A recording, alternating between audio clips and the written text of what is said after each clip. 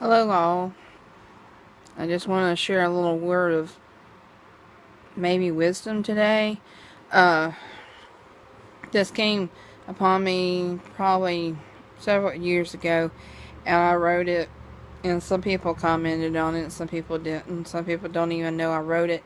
But it's about having faith of a mustard seed, and in the scripture in Matthew 17:14 through 20, Jesus heals the demon-possessed boy. And when he came to the crowd, the man approached Jesus and knelt before him. "Lord, have mercy on my son," he said. "He has seizures and is suffering greatly. He often falls into the fire and into the water.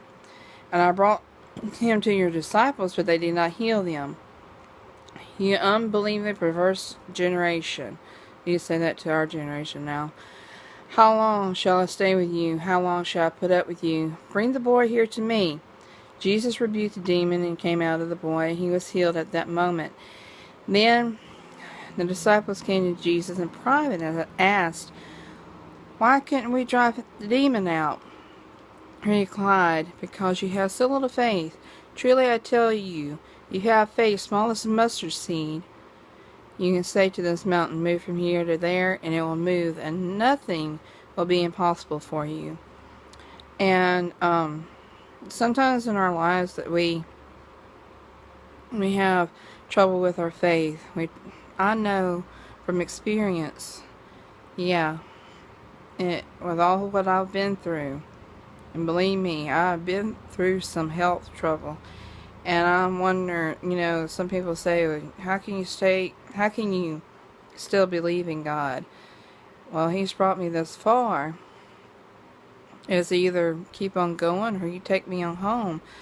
And going home is better than being here, but He still wants me to be here, and He's keeping me well. And having faith is hard. It is very hard. And having faith as small as a mustard seed is kind of hard to grasp. That it can move mountains. It can cast you out into the sea. Cast mountains out to the sea. Cast you out into the sea. That would be no good. But anyways, thing is, and let's kind of get a more visual, actual, real thing. Think about the old-fashioned iron trains that we had way back in the Western days, and those trains were made out of iron. There are tons and tons of weight, and how do you think that train got moved out across all them miles? Well, though you think, well, you get steam going, and it, the boilers with all the heat and the coals or the fire or whatever, build that up and it'll make anything go. Actually, no. Steam does not make a train go. Yes, it keeps it going. Excuse me, my nose itching. But it will not make it start. It is actually sand. Sand is smaller than a mustard seed. They have a little thing that shoots out sand between the rail and the wheel. And as those wheels start turning, it gives it some traction. And then that big hunk of iron can go for miles. So, and that's something as for ingenuity and somebody to think something like that. And that's even smaller than a mustard seed, and it makes a train move for miles and miles. Of course, now technology has gotten even more far advanced. But there's still trains out there that still use sand. And when you see that steam go out, you'll see a little piston, and that will shoot sand between that wheel and that rail. And the question is, like Adrian Rogers said, Brother Adrian Rogers said, that was a big time preacher in Memphis, and he died of cancer. And he said, having faith is not positive thinking. You can be positive about a lot of stuff, but that's not going to get you nowhere. You can think a lot of good things, and it's not going to get you anywhere. The thing is to trust and believe that the Lord is going to do what He says He's going to do.